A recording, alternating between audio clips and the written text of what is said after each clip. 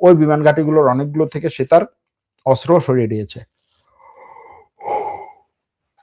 মুসলিম আরব দেশগুলোর কি ইরানের পক্ষে যাওয়ার সম্ভাবনা আছে? না, নাই।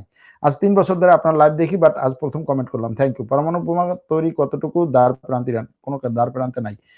আমরা কয়েকজন আছি, যুদ্ধে কি যেতে পারবো? হ্যাঁ, যুদ্ধে যেতে পারবেন। আপনারা কয়েকজন আছেন, যুদ্ধে যান। হ্যাঁ, আপনি যুদ্ধে গিয়ে ইরানের পক্ষে যুদ্ধ করে শহীদ হয়ে যান। আপনার মতে এই যুদ্ধ আর 1 মাস চললে তখন রাশিয়া এবং চীন ইরানকে কি রকম সামরিক সাপোর্ট দিতে পারে? 1 মাস না, তবে যদি আরো বেশি চলে এবং সেই চলার পথে যদি আমেরিকার দুর্বলতা প্রকাশ পায়, তাহলে রাশিয়া এবং চীন ইরানকে আরো বেশি সাপোর্ট দিতে পারে। ইরানে স্টিল ড্রোনের পারফরমেন্স কতটুকু? আমি জানি না স্টিল ড্রোন কোনটা। আমেরিকার রণতরী কতটুকু ক্ষয়ক্ষতি হয়েছে? হয় নাই। ইরানের ক্ষয়ক্ষতির যা করেছে আমেরিকা, ইসরায়েল, ইরান কি সে পরিমাণ করতে পেরেছে? মানুষ হত্যা ব্যতীত না, পারেনি।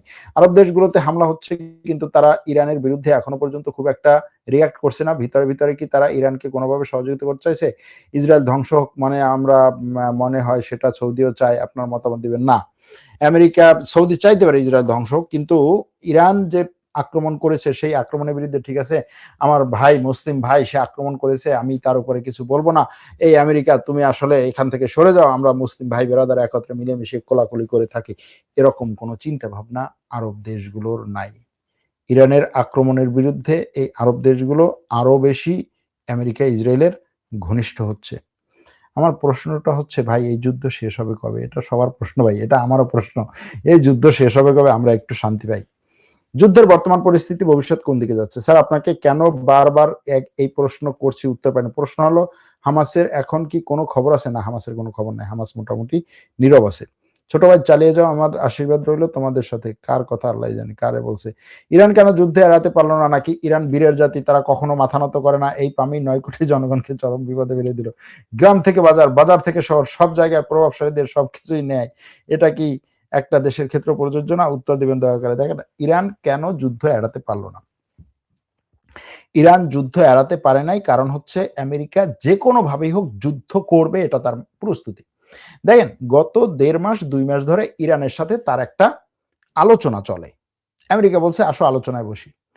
ইরান আলোচনায় বসছে। আমেরিকা বলছে তোমার পরমাণু প্রকল্প বন্ধ করতে হবে। ইরান বলছে ঠিক আছে। আমেরিকা বলছে তোমার পরমাণু কি সমৃদ্ধকরণ ইউরেনিয়াম সরাতে হবে। ইরান বলছে ঠিক আছে।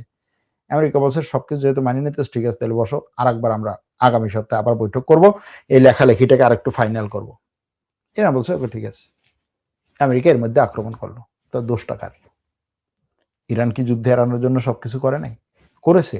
কিন্তু যদি আপনি মার্কিন গণমাধ্যম এবং এই গণমাধ্যমে প্রচারিত আমেরিকা ইসরায়েলের পরিকল্পনা নিয়ে যদি তথ্যগুলো দেখেন, তাহলে দেখবেন যে আমেরিকা এবং ইসরায়েল গত প্রায় 3-4 মাস ধরে ব্যাপক পরিমাণে ইরানে আক্রমণের পুরো ছক এঁকেছে। তো যে আক্রমণের ছক এঁকে সৈন্য সামন্ত দেশের আশেপাশে নিয়ে এসে রাখছে, তারপরেও ইরান তার যতদূর সম্ভব ছাড় দিয়ে একটা চুক্তিতে যেতে চাইছিল, সেই চুক্তিটা ছিল বাহানা। ইরান যদি শেষ পর্যন্ত আমেরিকার সবগুলো কথা মেনে নিত, তারপরে আমেরিকা বলতো যে আমার আক্রমণ করতে হবে, আমি এই চুক্তি মানি না। এজন্য ইরান বীরের জাতি, তারা কখনোই মাথা নত করে না। এই পামে 9 কোটি মানুষকে চরম বিপদে ফেলে দিল। এই পাম তো ভাই ইরানের যারা হচ্ছে সরকারে আছে, যারা হচ্ছে রাষ্ট্র ক্ষমতায় আছে, তারা তো এই পাম মানে। এই পাম মানে আপনার আমার মতো মানুষ যারা ইরান সম্পর্কে কিচ্ছু জানে না, তারা পাম দেয়। ইরান বীরের জাতি, তারা কোনোদিন হারে নাই, তাদের হচ্ছে 600 বছরে 6000 বছরের ইতিহাস। ভাই 6000 বছরের ইতিহাস আপনি ভালো করে গাইটে দেখেন, ইরানকে কতবার কত জাতি এসে দখল করছে, কত জাতি এসে দখল করছে। তুর্কিরা দখল করছে, কুর্দিরা দখল করছে, ব্রিটিশরা দখল করছে, ফ্রেঞ্চরা দখল করছে, কত করেছে।